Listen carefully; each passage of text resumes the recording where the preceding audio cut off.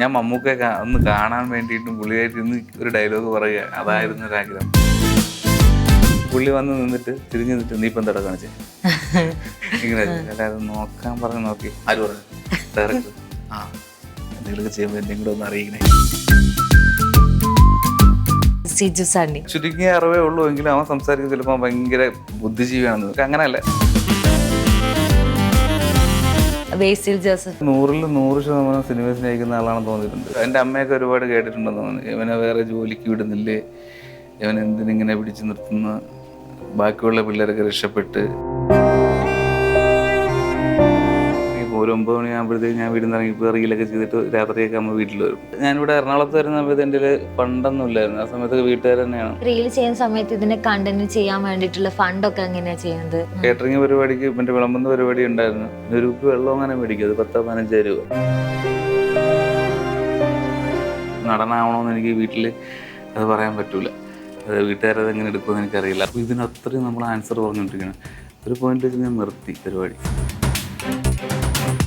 ആരും ലേറ്റായിട്ട് വരുമ്പോൾ ആര് എന്നുള്ള ഇതിൽ, കാരണം ഒരു ചെറിയ സീനല്ലേ ഉള്ളൂ, എന്നെ സീൻ ചെയ്യാൻ സമ്മതിച്ചില്ല.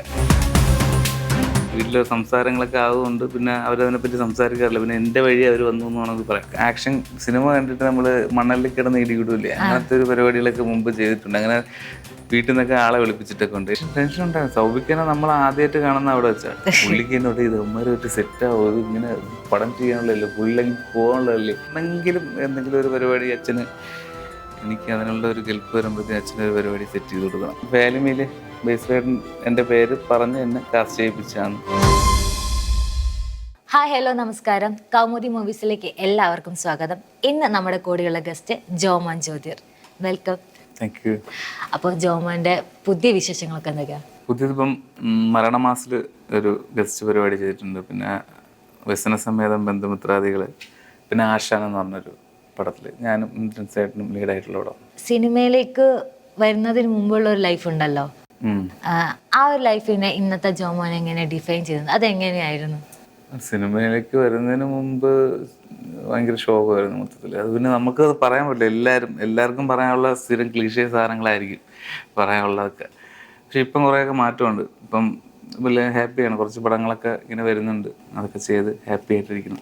ഇപ്പൊ പഠിത്തം കഴിഞ്ഞിട്ടുള്ള ഒരു സമയം ഉണ്ടാവുമല്ലോ, അപ്പം പാരന്റ്സ് ആണെങ്കിലും കുറച്ച് എക്സ്പെക്ട് ചെയ്യുന്ന കുറച്ച് കാര്യങ്ങൾ, അവരുടെ ഒരു എക്സ്പെക്ടേഷൻ എങ്ങനെയായിരുന്നു? അപ്പോൾ വീട്ടുകാർ എങ്ങനെ സിനിമയെ പ്രോത്സാഹിപ്പിക്കുന്ന വെച്ചാൽ, എൻ്റെ വീട്ടുകാരങ്ങനെ ആദ്യം തുടക്കം അവർ, എൻ്റെ വീട്ടുകാരല്ല, ഒരു വീട്ടുകാരും സിനിമയിൽ മക്കളെ കയറാൻ വേണ്ടിയിട്ട് ഇതുപോലെ അവർ സപ്പോർട്ട് ചെയ്യുമെന്ന് തോന്നുന്നില്ല. 2-3 വർഷം വരെയൊക്കെ അവർ നല്ലപോലെ പറഞ്ഞു നോക്കി. പിന്നീട് പുറത്തോട്ടൊക്കെ വിടാൻ വേണ്ടി, ഗൾഫിലോട്ട് കയറ്റി വിടാനൊക്കെ നോക്കി. പിന്നെ നമ്മൾ ഇതിലോട്ടായി പോയിട്ട് പിന്നെ അവർക്കൊന്നും പറയാൻ പറ്റില്ല. അവൻ്റെ ഇഷ്ടത്തിന് പോട്ടെ എന്നുള്ളതായി.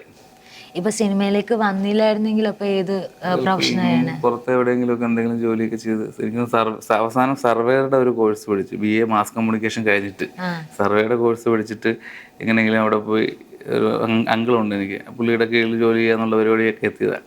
അതിലും നിന്നില്ല. അതും ചാടിപ്പോയപ്പോഴാണ് പിന്നെ അവരൊന്നും മിണ്ടാതെ. ഈ മാസ് കമ്മ്യൂണിക്കേഷൻ പഠിച്ചത് ശരിക്കും അഭിനയം ആണ് ലക്ഷ്യം വെച്ചിട്ടാണോ? അല്ല, മൊത്തത്തിൽ എനിക്ക് അങ്ങനെയുള്ള കോഴ്സ് എടുക്കാം. കാരണം എനിക്ക് വീട്ടിൽ പറയാൻ പറ്റില്ല എനിക്ക് അഭിനയിക്കാനാണ് എന്ന്, എനിക്ക് ഒരു നടനാവണമെന്ന് എനിക്ക് വീട്ടിൽ അത് പറയാൻ പറ്റൂല. അത് വീട്ടുകാരത് എങ്ങനെ എടുക്കുമെന്ന് എനിക്കറിയില്ല. അതുകൊണ്ട് ഞാനത് അതുമായിട്ട് ബന്ധപ്പെട്ട കോഴ്സുകൾ പഠിക്കുക എന്നുള്ളതായിരുന്നു. അപ്പോൾ ഈ അഭിനയമാണെന്ന് ഏത് മൊമെന്റിലാണ് വീട്ടുകാരുടെ അടുത്ത് പറയണത്? ഞാൻ ഈ വെബ് സീരീസ് ചെയ്യുമ്പോഴും ഒക്കെ അവർക്കറിയാം. അവസാനം മനസ്സിലായി അവർക്ക്. വെബ് സീരീസ് ചെയ്യാറുണ്ടായിരുന്നു. അതുപോലെ തന്നെ റീലുകൾ, കണ്ടന്റ് റീലുകൾ ഞാൻ തന്നെ സ്വന്തം ചെയ്ത് പോസ്റ്റ് ചെയ്യാറുണ്ടായിരുന്നു. പിന്നെ ഒരു സമയമാകുമ്പോൾ വീട്ടിൽ നിന്ന് ഇറങ്ങിപ്പോൾ, ഒരു 9 മണിയാകുമ്പോഴത്തേക്ക് ഞാൻ വീട്ടിൽ നിന്ന് ഇറങ്ങിപ്പോൾ റീലൊക്കെ ചെയ്തിട്ട് രാത്രിയൊക്കെ ആകുമ്പോൾ വീട്ടിൽ വരും. അതൊക്കെ അവർ കാണുമ്പോഴത്തേക്ക് അവർക്ക് മനസ്സിലായി, ഇനി പിടിച്ച് അവൻ്റെ ഇഷ്ടത്തിന് പോട്ടെന്ന് വിചാരിച്ച്. ഫണ്ട്, ഞാനിവിടെ എറണാകുളത്ത് വരുന്ന സമയത്ത് എൻ്റെ ഫണ്ടൊന്നും ഇല്ലായിരുന്നു. ആ സമയത്ത് വീട്ടുകാർ തന്നെയാണ് ഫണ്ട് ഫുള്ള് സെറ്റ് ചെയ്ത്. ആദ്യം എതിർത്തെങ്കിലും പിന്നെ അത് സപ്പോർട്ട് ചെയ്തു. ഇപ്പം കുഴപ്പമില്ല. അല്ല, സിനിമയിലേക്ക് വരുന്നതിന് മുമ്പ് ഈ റീൽ ചെയ്യുന്ന കാലഘട്ടത്തിൽ പിന്നെ അവരൊന്ന് പറഞ്ഞു നോക്കി. പക്ഷെ ഒരുപാട് പിന്തിരിപ്പിക്കാൻ നോക്കിയെങ്കിലും നമ്മളതിൽ നിൽക്കാത്തത് കൊണ്ട് പിന്നെ അവരത് പിന്നെ വലിയ പ്രശ്നമാവുമല്ലോ. വീട്ടിലെ സംസാരങ്ങളൊക്കെ ആവുകൊണ്ട് പിന്നെ അവരതിനെപ്പറ്റി സംസാരിക്കാറില്ല. പിന്നെ എൻ്റെ വഴി അവർ വന്നു എന്ന് വേണമെങ്കിൽ പറയാം. നാട്ടുകാരെ പ്രശ്നങ്ങളുണ്ട്. നാട്ടുകാർ ജോലിയായില്ലേ, അങ്ങനെയൊക്കെ ചോദിച്ച് മാനസികമായിട്ട് പീഡിപ്പിക്കുന്ന കുറച്ച് നാട്ടുകാരുണ്ടായിരുന്നു. ഇപ്പം അവരും ഭയങ്കര സപ്പോർട്ടാണ്, നാട്ടുകാരെ ഹാപ്പിയാണ്.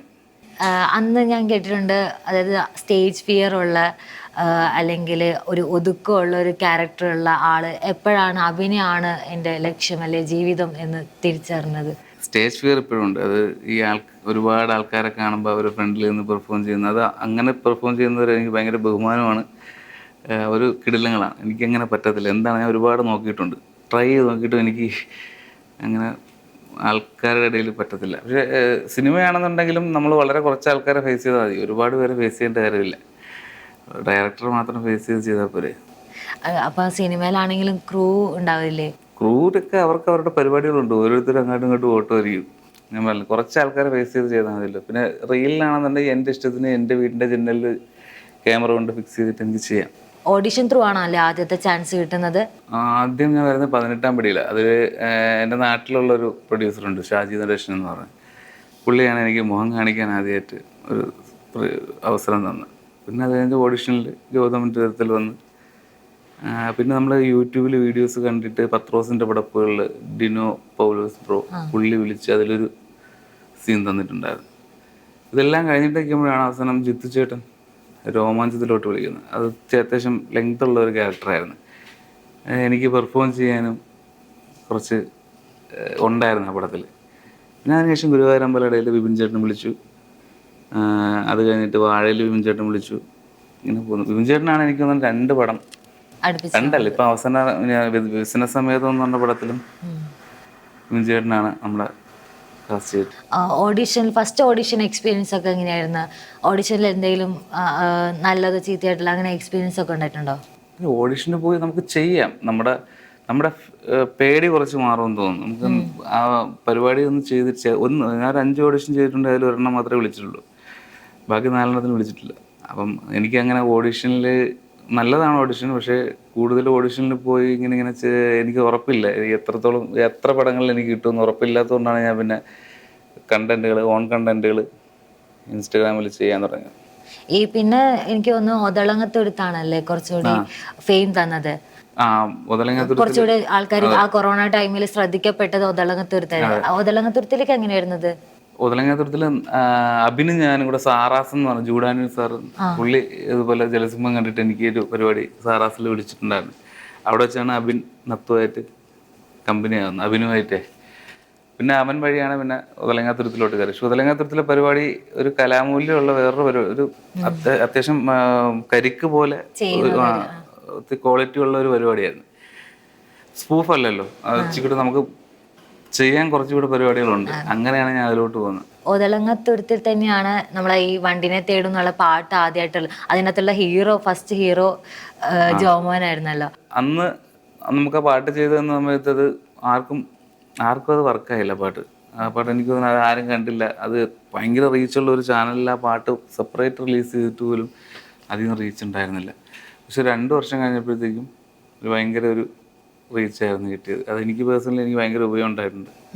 അന്ന് നിങ്ങൾ ഇത് ചെയ്യുന്ന സമയത്ത് പരിചയം ഇല്ല, ഞാൻ ചെയ്ത ഒരു കമ്പനിയല്ല. ഇപ്പൊ ഈ റീലൊക്കെ ചെയ്യുന്ന സമയത്തെ അപ്പൊ നിങ്ങള് വേറെ വർക്കൊന്നും ചെയ്യാത്ത ഒരു സമയമായിരുന്നല്ലോ. ഞാൻ പാർട്ട് ടൈം വർക്ക് ചെയ്യില്ല, വെറുതെ ഇരിക്കത്തില്ല.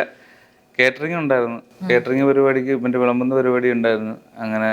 അങ്ങനത്തെ ചെറിയ പരിപാടികളൊക്കെ നമ്മള് വീട്ടില് അത്യാവശ്യം പൈസ കൊടുക്കുമായിരുന്നു. ഞാൻ വീട്ടില് എന്തെങ്കിലും ചെലവിന് ഞാൻ കൊടുക്കാറുണ്ടായിരുന്നു. അപ്പൊ ഈ റീൽ ചെയ്യുന്ന സമയത്ത് ഇതിനെ കണ്ടന്റ് ചെയ്യാൻ വേണ്ടിട്ടുള്ള ഫണ്ടൊക്കെ എങ്ങനെയാ ചെയ്യുന്നത്? ഫണ്ടൊന്നും ആവില്ല. നമ്മളിപ്പോ എന്ത് ഫണ്ടാണോ, കയ്യിലൊരു ഫോണുണ്ട്, പിന്നെ എൻ്റെ നാട്ടിൽ നല്ല നല്ല സ്ഥലങ്ങളുണ്ട്, എനിക്ക് എഡിറ്റിങ് അറിയാം. എഡിറ്റിംഗ് പഠിച്ചിട്ടുണ്ടോ? നമ്മൾ രാവിലെ ഫുഡ് കഴിച്ചിട്ട് ഇറങ്ങിയിട്ട് ഒരു 12 മണിയാകുമ്പോൾ വീട്ടിൽ പോകും. ഉച്ചക്കത്തെ ഫുഡ് കഴിച്ചിട്ട് ഇറങ്ങും, പിന്നെ വൈകുന്നേരം വരെ നിൽക്കും. വലിയ ചിലവൊന്നുമില്ല, ആരെ കയ്യൊന്നും വലിയ പൈസയൊന്നും ആവുന്നില്ല. പിന്നെ ഒരു കുപ്പി വെള്ളം അങ്ങനെ മേടിക്കും, അത് 10-15 രൂപ. അതല്ല ഇപ്പൊ ഇൻസ്റ്റഗ്രാം ഇൻഫ്ലുവൻസേഴ്സ് അല്ലെങ്കിൽ കണ്ടന്റ് ക്രിയേറ്റേഴ്സിന് വെച്ചിട്ട് എല്ലാവരും പറഞ്ഞ അവർക്ക് നന്നായിട്ട് വരുമാനം ഉണ്ടാക്കാൻ പറ്റുന്ന ഒരു പ്ലാറ്റ്ഫോമാണ് ഇൻസ്റ്റഗ്രാം. അപ്പോൾ അതിൽ തന്നെ ഒരുപാട് പ്രൊമോഷൻ വർക്കൊക്കെ വരാറുണ്ടല്ലേ? ഈ ഇങ്ങനെ പ്രൊമോഷൻ വർക്ക് ചെയ്തിട്ട് എന്തെങ്കിലും പണി കിട്ടിയിട്ടില്ല? പ്രൊമോഷൻ വർക്ക് ചില നമ്മുടെ ഈ വാച്ചിന്റെ നമ്മുടെ സെക്കൻഡ് ക്വാളിറ്റി സാധനങ്ങൾ കൊടുക്കുന്ന ഒരു കുറെ പരിപാടികളുണ്ടല്ലേ. നമുക്ക് ചോദിക്കുന്ന ഫണ്ട് അത്യാവശ്യം ഒരു 1 ലക്ഷം ഫോളോവറൊക്കെ ആകുമ്പോഴത്തേക്കും നമ്മൾ ചോദിക്കുന്ന ഫണ്ട് നമുക്ക് കിട്ടും. പക്ഷേ ഒരു പ്രശ്നം വെച്ചാൽ ആൾക്കാർ ഇത് മേടിച്ച് ഉപയോഗിച്ചിട്ട് ഇത് വർക്കായില്ല എന്നുണ്ടെങ്കിൽ അവർ ആദ്യം വിളിക്കുന്ന നമ്മളായിരിക്കും വിളിക്കുന്നത്. നമുക്കിങ്ങനെ മെസ്സേജ് വന്നുകൊണ്ടിരിക്കും, ബ്രോ അത് പറ്റിപ്പോയിരുന്നു, എനിക്ക് സാധനം വേണ്ട, എനിക്ക് തിരിച്ച് വേണം. അവർ വിളിച്ചിട്ട് ഫോൺ എടുക്കുന്നില്ല. അപ്പോൾ ഇതിനത്രയും നമ്മൾ ആൻസർ പറഞ്ഞുകൊണ്ടിരിക്കണം. ഒരു പോയിന്റിൽ വെച്ച് ഞാൻ നിർത്തി പരിപാടി. ഇത് വർക്കല്ല ഇത്, കാരണം നമ്മുടെ സമാധാനം പോകും. വലിയ വലിയ പ്രശ്നങ്ങളൊക്കെ വന്ന് തലയിരുന്ന പെട്ടുപോകില്ലേ. അതുകൊണ്ട് പിന്നെ പ്രൊമോഷൻ പരിപാടി. പക്ഷേ ഇപ്പം അങ്ങനെ ആരും ചെയ്യാറില്ല. മുമ്പുണ്ടായിരുന്നു ഒരു സമയത്ത് ചെറിയ ചെറിയ ഇതുപോലുള്ള മറ്റേ നമ്മുടെ ഓൺലൈനായിട്ട് സാധനങ്ങൾ വിൽക്കുന്ന ചെറിയ ചെറിയ പയ്യന്മാരൊക്കെ തുടങ്ങുന്ന കുറച്ച് പേജുകളുണ്ടായിരുന്നു. ഇപ്പോഴും ഉണ്ട്. പക്ഷേ ഇപ്പം അങ്ങനെ അധികം ആരും പ്രൊമോട്ട് ചെയ്തില്ല. അതിൻ്റെ ഭയങ്കര പ്രശ്നമാണ് അത്. അവസാനം എല്ലാത്തിനും ഉത്തരം നമ്മൾ പറയേണ്ടി വരും. ഇപ്പൊ ആ റീലൊക്കെ ചെയ്യുന്ന സമയത്താണെങ്കിലും നിങ്ങൾ ട്രിവാൻഡ്രം തന്നെ ബേസ് ചെയ്തിട്ട് ഇപ്പൊ ഹാഷിർ അങ്ങനെ കുറച്ച് ടീംസും കൂടി ഉണ്ടായിരുന്നു. ഞാൻ വീഡിയോ ചെയ്യുന്ന സമയത്ത് ഹാഷിർ എന്ന് തുടങ്ങിയത് ഉണ്ടായിരുന്നല്ലോ. അപ്പോൾ അവന് 1500-3000 ഫോളോവർ ഉണ്ടായിരുന്ന സമയത്ത് ഞാൻ ഒരു കമന്റ് ഇട്ടിട്ടുണ്ട്, നീ പൊളിക്കൂ എന്നുള്ള ആ ഒരു ഇതിൽ കമന്റ് ഇട്ടിട്ടുണ്ട്. അവൻ അതെപ്പോഴും കാണുമ്പോൾ പറയാറുണ്ട് ആ കമന്റ്. കാരണം ഞാൻ ഇപ്പം അത്യാവശ്യം അവന് ഭയങ്കര റീച്ച് ഉണ്ട്. ഒരു സൂപ്പർ സ്റ്റാറിന് കിട്ടുന്ന റീച്ച് ഉണ്ട് അവന്. അവൻ പുറത്തോട്ട് ഇറങ്ങുമ്പോഴത്തേക്കും എല്ലാവർക്കും അവനറിയാം. ഒരു ഇൻഫ്ലുവൻസർക്ക് ഇത്രയും റീച്ച് കിട്ടുമെന്ന് ഞാൻ അവൻ്റെ കൂടെ നടന്നപ്പോഴാണ് എനിക്ക് മനസ്സിലായത്. പൊളിയാണ്. അവർ 4 പേരും ഒരു ഈഗോ ഇല്ലാത്ത ഒരു 4 പേരാണ് തമ്മിൽ. ഒരു സമയം പോലും അവർ വെറുതെ ആയിരിക്കില്ല. അപ്പം വീഡിയോ എടുക്കാൻ പോവും, പിന്നെ ഫുഡ് കഴിക്കാൻ കറങ്ങാൻ പോവും. ഞാൻ ഒരു ദിവസം ഫുള്ള് അവരോട് ഉണ്ടായിരുന്നു. എനിക്ക് ഭയങ്കര ഇഷ്ടപ്പെട്ടു 4 പേരെ ക്യാരക്ടർ. അപ്പൊ വാഴയിലേക്ക് ഹാഷിറും കൂടി ഉണ്ടെന്ന് പറഞ്ഞപ്പോ എങ്ങനെ ഉണ്ടായിരുന്നു? പൊളിയായിരുന്നു. ഞാൻ അവിടെ അന്ന് ആ സമയം പടത്തിന്റെ ഷൂട്ടിന്റെ സമയത്തൊക്കെ പറഞ്ഞിട്ടുണ്ടായിരുന്നല്ലോ, ഒരു ഹാഷിർ ഇതിലൊരു പരിപാടി ചെയ്യാനുണ്ടെന്ന് പറഞ്ഞു. നമ്മളെ ഹാപ്പിയാണ്. ഇൻഫ്ലുവൻസർമാരല്ലേ എല്ലാവരും. ഇപ്പൊ രോമാഞ്ചാണല്ലോ ഫേസ് ഭയങ്കരമായിട്ട് ഫെമിലിയർ ആക്കിയൊരു പടം. അപ്പൊ രോമാഞ്ചം എങ്ങനെയാ വരുന്നത്? രോമാഞ്ചം ജിത്തു ചേട്ടൻ നമ്മുടെ സബ് ഒറിജിനൽസ് എന്ന് പറഞ്ഞൊരു ചാനലുണ്ട്. നമുക്ക് അത്യാവശ്യം വെബ് സീരീസ് പരിപാടികളൊക്കെ ചെയ്യുന്ന, അതിൽ നമ്മുടെ പെർഫോമൻസ് കണ്ടിട്ടാണ് വിളിച്ചത് പുള്ളി. ഈ രോമാഞ്ചം ക്യാരക്ടർ പറഞ്ഞപ്പോഴാണോ അല്ലെങ്കിൽ രോമാഞ്ചം സ്റ്റോറി കേട്ടപ്പോഴാണോ ഭയങ്കര ഒരു ഹൈലൈറ്റ് ആയിട്ട് തോന്നിയത്?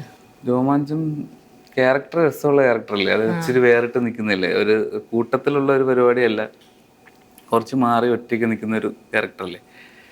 അപ്പോൾ അത് കിട്ടിയത് എൻ്റെ ഭാഗ്യം കൊണ്ട് എനിക്ക് കിട്ടിയെന്ന് വിശ്വസിക്കുന്ന ആളാണ്. പിന്നെ സ്ക്രിപ്റ്റ് രസമാണ്, എല്ലാവരും ഓള പരിപാടിയാണ്. പക്ഷെ സ്ക്രിപ്റ്റ് വായിച്ചാൽ എനിക്ക് തോന്നുന്നു ആ പരിപാടി സിനിമയോളം ഇൻട്രസ്റ്റിംഗ് ആവുമെന്ന് എനിക്കറിയില്ല.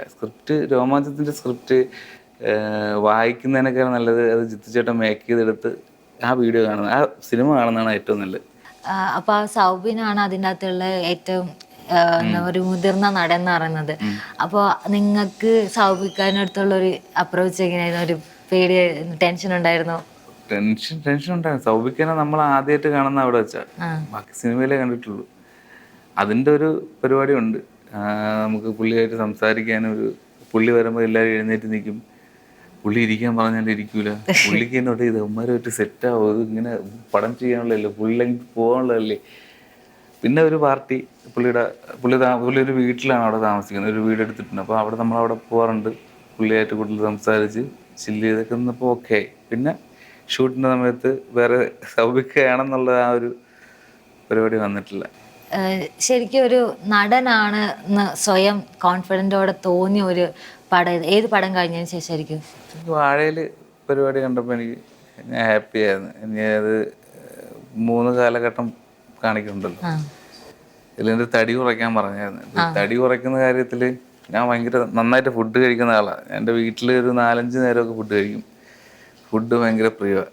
അതിന് വേണ്ടിയിട്ട് ഞാൻ ഫുഡ് നല്ല രീതിക്ക് ചവിട്ടി ഫുഡ് കഴിക്കായിരുന്നു. പക്ഷേ നൈറ്റ് ആകുമ്പോൾ ഈ സാഫ് ബോയ് വന്നിട്ട് നമുക്ക് മന്തി കഴിക്കാൻ പോകാന്നൊക്കെ വിളിച്ച് അങ്ങനെ കുറേ ദിവസം പോയി. അപ്പോൾ എനിക്ക് അറിയില്ല തടി കുറഞ്ഞോ ഇല്ലയോന്ന് എനിക്കറിയില്ല. പക്ഷെ ഫ്രെയിമിൽ വന്നപ്പോൾ കുറച്ച് കുറഞ്ഞിട്ടുണ്ട് തടി.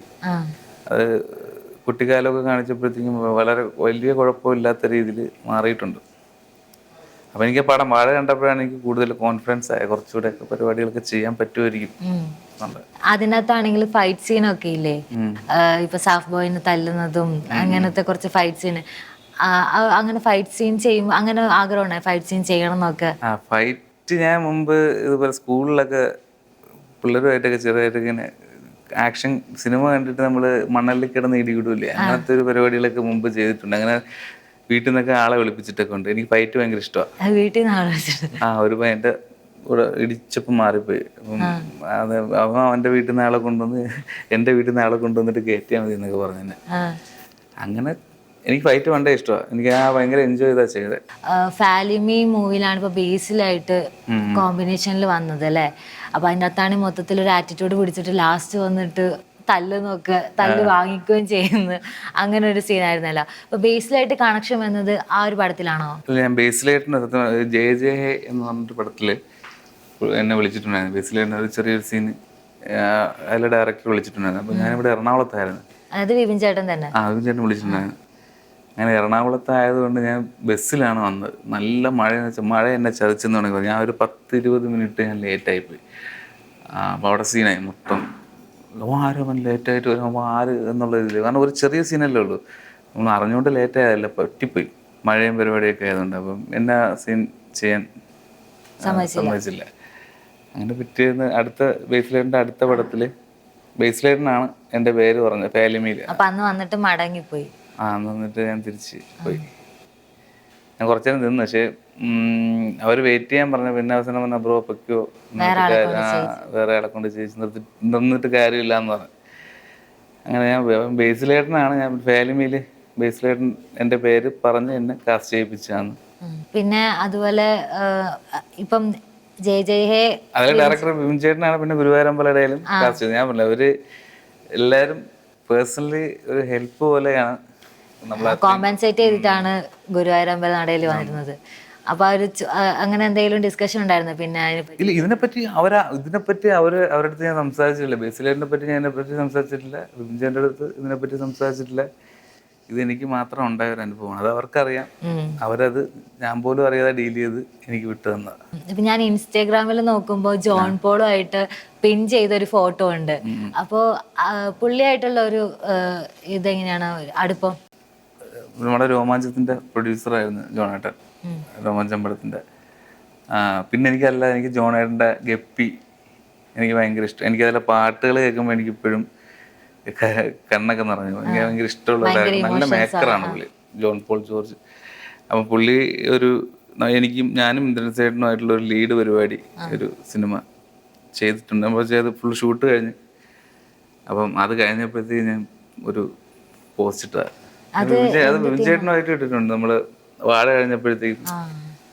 അപ്പൊ ഞാൻ കുറച്ച് പേരുകൾ പറയും, നിങ്ങൾക്ക് അടുപ്പമുള്ള കുറച്ച് ആൾക്കാരുടെ പേര് പറയുമ്പോൾ അവരിൽ നിന്ന് എടുക്കാൻ പറ്റുന്ന ഒരു ക്വാളിറ്റി എന്താന്ന് പറയാം. സിജു സണ്ണി നാം നല്ലപോലെ സംസാരിക്കും. എല്ലാവരുമായിട്ടും അടിപൊളിയായിട്ട് സംസാരിക്കും. എല്ലാത്തിനെ പറ്റി വളരെ ചുരുങ്ങിയ അറിവേ ഉള്ളൂ എങ്കിലും അവൻ സംസാരിക്കും. ചിലപ്പോൾ ഭയങ്കര ബുദ്ധിജീവിയാണെന്ന്, അങ്ങനെയല്ല അത് നല്ല സംസാരിക്കും. അത് ഭയങ്കര ക്വാളിറ്റിയാണ്. എനിക്കങ്ങനെ സംസാരിക്കാൻ എല്ലാവർക്കും അങ്ങനെ കിട്ടുമെന്ന് എനിക്കറിയില്ല. വിപിൻ ചേട്ടന് ഭയങ്കര ക്ഷമയാണ്. എല്ലാ കാര്യത്തിനും ക്ഷമയല്ല, സമാധാനമുള്ള ഒരു മനുഷ്യനെന്ന് വേണമെങ്കിൽ പറയാം. ഭയങ്കര സമാധാനം പുള്ളിക്ക്. എല്ലാം നൈസായിട്ട് ഡീൽ ചെയ്യും. പുള്ളിയുടെ ലൊക്കേഷനിൽ വന്നാൽ തന്നെ അധികം ബഹളമൊന്നുമില്ല. എല്ലാവരും സമാധാനമായിട്ടിരിക്കും. ബേസിൽ ജോസഫ് ചേട്ടന് ഡെഡിക്കേഷനാണ്. അതായത് ഇപ്പം ചേട്ടൻ്റെ ഷൂട്ട് കഴിഞ്ഞിട്ട് ഒക്കെ നേരെ കാരവാനിൽ പോകുന്ന സമയത്ത് ആ കാരവാനിനകത്ത് ചിലപ്പോൾ പുള്ളി വേറെ എന്തെങ്കിലും പരിപാടികൾ, ചിലപ്പോൾ എന്തെങ്കിലും സ്ക്രിപ്റ്റ് എഴുതിക്കൊണ്ടിരിക്കുകയായിരിക്കും, അല്ലെങ്കിൽ അടുത്ത പടത്തിൻ്റെ പരിപാടികൾ ചെയ്യുകയായിരിക്കും. പിന്നും അതും ബാക്കി വെച്ചിട്ട് പിന്നെ ഇറങ്ങിപ്പോയിട്ട് അഭിനയിക്കും. അങ്ങനത്തെ 100% സിനിമയെ സ്നേഹിക്കുന്ന ആളാണ്. ജഗദീഷ് ചേട്ടനുമായിട്ട് മറ്റേ പക്ഷിശാസ്ത്രം പരിപാടിയില്ലേ, വേഴം എന്തോ ഒരു തമിഴ് ഒരു മന്ത്രത്തിന്റെ ഒരു ഡയലോഗ് പറയുന്നുണ്ട് പക്ഷിശാസ്ത്ര സമയത്ത്. വേഴം കർക്കിടകത്തിൽ വരുമ്പോഴത് കുജൻ എങ്ക് കയറിക്കൊന്നു, അങ്ങനെ എന്തോ ഒരു സാധനം. അത് ആ സ്പോട്ടിൽ എനിക്ക് ജഗദീഷ് ചേട്ടൻ പറഞ്ഞു തന്ന ആ കൗണ്ടർ പറയാന്നുള്ളത്. പിന്നെ ബാക്കി ഡബില് വിപിൻ ചേട്ടനാണ് കുറെ പരിപാടികൾ സെറ്റ് ചെയ്തത്. പിന്നെ അനശ്വര രാജൻ ഒരു എന്താ ഒരു കുഞ്ഞനീത്തി കുട്ടിയുടെ ആ ഒരു ഇതാ. ഷറഫൊക്കെ ഹലോ മമ്മിയിൽ വെച്ചാണ് കൂടുതൽ നമ്മൾ ഞാൻ പത്രോസിന്റെ പടപ്പ് വെച്ച് പുള്ളിയെ കണ്ടിട്ടുണ്ടായിരുന്നു. ഒരു കോമ്പിനേഷൻ സീനിൽ കണ്ടിട്ടുണ്ടായിരുന്നു. പക്ഷെ പിന്നെ കാണുന്നത് മറ്റേ ഹലോ മമ്മിയിൽ വെച്ചാ. പുള്ളി അത് അന്ന് നീ അല്ലേടാ അന്ന് അവിടെ വന്നത് ചെയ്തെന്നുള്ളതിൽ പുള്ളി നമ്മളന്ന് ഓർത്തിരിക്കുന്നുണ്ടായിരുന്നു.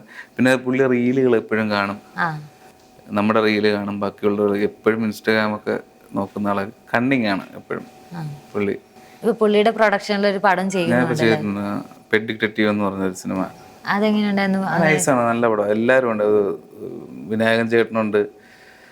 ഇപ്പം ആൾക്കാർ മറന്ന കുറേ ഫേസുകൾ അതിൽ ഉണ്ട്. ഫാമിലിയുടെ ഒരു റെസ്പോൺസ് എങ്ങനെ? ഇപ്പൊ അവരത് സെലിബ്രേറ്റ് ചെയ്യുന്നുണ്ടോ ഈ ഒരു ലൈഫ്? അല്ല, അവരത് എൻജോയ് ചെയ്യുന്നുണ്ടാവും. എനിക്ക് അനിയത്തി, ഞാൻ ഒരുപാട്, എൻ്റെ അമ്മയൊക്കെ ഒരുപാട് കേട്ടിട്ടുണ്ടെന്ന് തോന്നുന്നു, ഇവനെ വേറെ ജോലിക്ക് വിടുന്നില്ലേ, ഇവൻ എന്തിനിങ്ങനെ പിടിച്ചു നിർത്തുന്ന, ബാക്കിയുള്ള പിള്ളേരൊക്കെ രക്ഷപ്പെട്ട്, അങ്ങനത്തെ ഒരു ടോക്ക് ഉണ്ടല്ലോ. അപ്പോൾ അത് അവരത് നിന്നൊക്കെ. എന്നാലും എൻ്റെ അടുത്തൊന്നും പറയില്ല അമ്മയും അച്ഛനും എൻ്റെ അടുത്ത് അങ്ങനെ ഒന്നും പറയാറില്ല. ഇപ്പം അവർ ഹാപ്പിയാണ്. ഇപ്പം ഒന്നുമില്ലെങ്കിൽ നമ്മൾ 1-2 സിനിമയിൽ മുഖം കാണിച്ചോ അല്ലെങ്കിൽ അഭിനയിച്ചൊക്കെ നിൽക്കുകയല്ലേ. അപ്പോൾ അവർക്കത് പറയാമല്ലോ, അവൻ അവിടെ എത്തിയല്ലോ, ഇനി അവൻ്റെ ഇഷ്ടത്തിന് പോട്ടെ എന്ന് പറയാമല്ലോ. ഈ അച്ഛനും അമ്മയൊക്കെ ഫിലിമിൽ ഇൻട്രസ്റ്റഡ് ആയിട്ടുള്ള ആൾക്കാരായിരുന്നു. അച്ഛൻ ഭയങ്കര സിനിമാ പ്രേമിയാണ്. പിന്നെ അനിയത്തിയും അവളും എല്ലാ സിനിമയും കാണും, അതിന്റെ കറക്റ്റ് റിവ്യൂ ഒക്കെ പറയുന്ന ആളാണ്. അമ്മയും കാണാറുണ്ട്. അച്ഛൻ അങ്ങനെ നേരത്തെ ഫിലിം പോയിട്ടുണ്ട്. അച്ഛൻ മുമ്പ് എനിക്കൊരു 4-5 വയസ്സുണ്ടാകുന്ന സമയം വരെ മാക്സിമം ട്രൈ ചെയ്തിട്ടുണ്ട്. അന്നത്തെ കാലത്ത് ഒന്നും നടന്നിട്ടില്ല. പിന്നീട് അത് പുള്ളി ആക്ടിങ്ങിൽ തന്നെ. അപ്പൊ ഇപ്പൊ അച്ഛൻ എങ്ങനെയാ നോക്കിക്കാണുന്നത്? എന്തെങ്കിലും ഒരു പരിപാടി അച്ഛന്, എനിക്ക് അതിനുള്ള ഒരു കെൽപ്പ് വരുമ്പോഴത്തേക്കും അച്ഛനൊരു പരിപാടി സെറ്റ് ചെയ്ത് കൊടുക്കണം അഭിനയിക്കാൻ. അപ്പൊ ബസൂക്കയില് മമ്മൂക്കാന്റെ ഒപ്പം ഒരു റോള് ചെയ്തിട്ടുണ്ട് അല്ലേ? എങ്ങനെയുണ്ടായിരുന്നു മമ്മൂക്കായിട്ടുള്ള ഒരു കോമ്പിനേഷൻ സീനൊക്കെ? എനിക്ക് ഞാൻ മമ്മൂക്കെ ഒന്ന് കാണാൻ വേണ്ടിയിട്ടും പുള്ളിയായിട്ട് ഇന്ന് ഒരു ഡയലോഗ് പറയുക, അതായിരുന്നു ഒരാഗ്രഹം. അങ്ങനെ പോയി ചെയ്ത പടമാണ്. പുള്ളി എന്തെങ്കിലും പറഞ്ഞോ നേരത്തെ ചെയ്ത സിനിമ? അങ്ങനെ രോമാഞ്ചമൊക്കെ പുള്ളി കണ്ടിട്ടുണ്ടായിരുന്നു. അപ്പം നീയല്ലേ അവിടെ വന്ന് ബഹളം ഉണ്ടാക്കുന്നതെന്നൊക്കെ ചോദിച്ചിട്ടുണ്ടായിരുന്നു. പാവായിരുന്നു, രസമായിരുന്നു. പുള്ളി കുറെ സംസാരിച്ചു. നമ്മളെ വീട്ടിലെ കാര്യങ്ങൾ തിരക്കാറുണ്ടായിരുന്നു പുള്ളി. അച്ഛനെയും അമ്മേനെയും അച്ഛൻ എന്ത് ചെയ്യുന്നതെന്നൊക്കെ തിരക്കും, വീട്ടിലെ കാര്യങ്ങളൊക്കെ തിരക്കും. ഫസ്റ്റ് കാണുമ്പോൾ ടെൻഷൻ, ഇപ്പൊ കോമ്പിനേഷൻ സീനിലേക്ക് വരുമ്പോ ടെൻഷൻ ഉണ്ടായിരുന്നോ? അതൊരു ഐസ് ബ്രേക്ക് ആയത് എങ്ങനെയാ? അപ്പോൾ ഫസ്റ്റ് നമുക്ക് ഇങ്ങനെ നടന്നു വരുന്ന സീനിൽ ഞാനിങ്ങനെ, നമ്മളിങ്ങനെ എൻ്റെ കൂടെ മീനാക്ഷി ഉണ്ടായിരുന്നു. അപ്പം നമ്മൾ എഴുന്നേറ്റ് നിന്നിട്ട് ഒരു ചെറിയൊരു നോട്ടം കൊടുത്ത്, അപ്പം പുള്ളി വന്ന് നിന്നിട്ട് തിരിഞ്ഞു നിന്നിട്ട്, നീ ഇപ്പം എന്താ കാണിച്ചേ ഇങ്ങനെ അല്ലാതെ നോക്കാൻ പറഞ്ഞ് നോക്കി. ആര് പറഞ്ഞു? ഡയറക്ടർ. എന്തെങ്കിലുമൊക്കെ ചെയ്യുമ്പോൾ എന്നെയും കൂടെ ഒന്ന് അറിയിക്കണേ അങ്ങനെയൊക്കെ പറഞ്ഞ്. അപ്പൊ താങ്ക് യു, ഇത്രയും നേരം നമുക്ക് വേണ്ടിയിട്ട് വിശേഷങ്ങൾ പങ്കുവെച്ചത്. Thank you.